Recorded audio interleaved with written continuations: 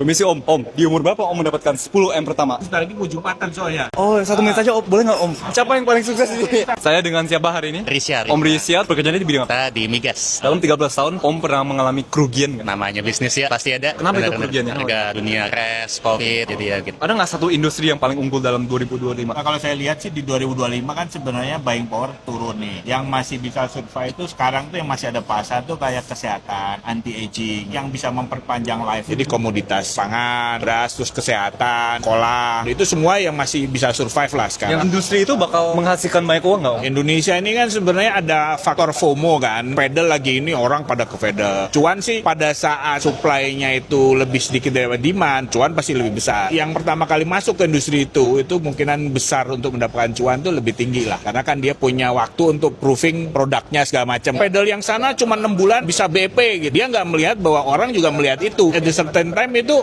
akhirnya tidak menarik lagi. Jadi kalau bisa sebenarnya bisnis itu lebih kayak innovated yang barrier-nya itu agak lebih tinggi gitu loh. Maksudnya orang tuh nggak mudah untuk masuk ke industri itu. Boleh nggak minta nasihat terakhir untuk anak muda yang sedang merintis menjadi sukses kayak Om? Anak muda kalau dalam bisnis yang lebih utama itu bukan soal modal. Sebenarnya networking yang kuat itu jauh lebih penting. Contoh paling gampang tuh teman saya udah lumayan banyak. Saya itu dikasih proyek sama teman saya dan dimodalin. Pertama networking, kedua trust itu harus di-maintain sepanjang mungkin lah. Untuk anak muda yang sekarang Gen Z itu gimana Om? Dapat trustnya itu Om? Ya, itu ya butuh waktu lah. Karakter itu yang menyebabkan trust itu terbentuk gitu, soal komitmen waktu, komitmen omongan. Ada kondisi di mana kita pada saat komitmen A, terus situasi menyebabkan kita tidak bisa memenuhi komitmen A. Kita bagaimanapun caranya, even kita harus berhutang atau gimana, komitmen itu harus terpenuhi gitu loh. Thank you banget Om untuk nasihatnya.